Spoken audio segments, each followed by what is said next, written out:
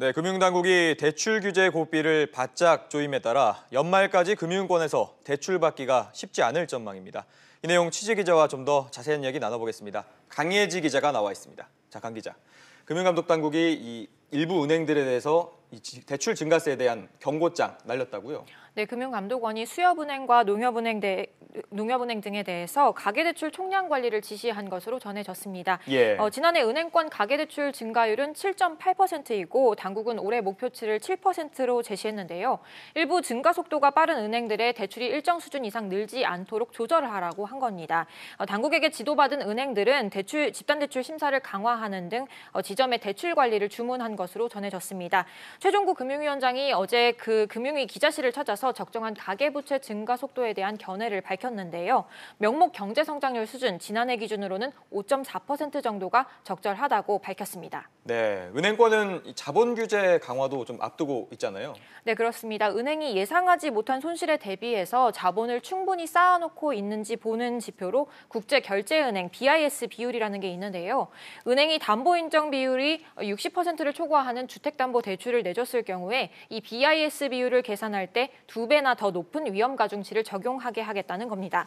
당국은 이 같은 자본 규제 개편 이후에 은행권의 고위험 주택담보대출이 28조 원 상당 줄어들 것으로 예상하고 있습니다.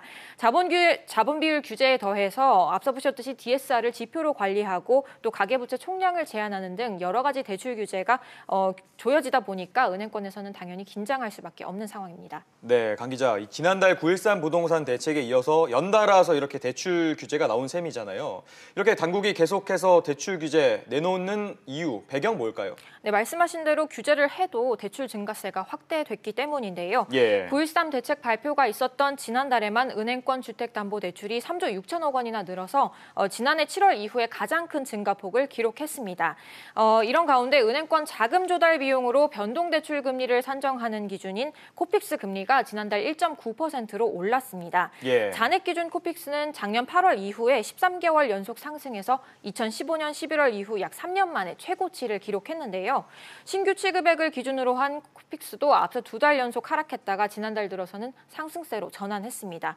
코픽스와 연동된 주택담보대출 금리는 연 4%대 중반에서 후반으로 5%에 점점 더 가까워지고 있습니다. 이번 주 한국은행의 기준금리 결정을 앞두고 금리 인상 압력은 더욱 더 커지고 있는데요. 당국으로서는 1,500조 원 상당의 이 가계부채 규모뿐만 아니라 금리가 올라서 이 부채들이 부실화될 가능성 때문에 상당히 부담이 큰 상황이라고 볼 수 있습니다. 네, 알겠습니다. 강 기자 이야기 잘 들었습니다.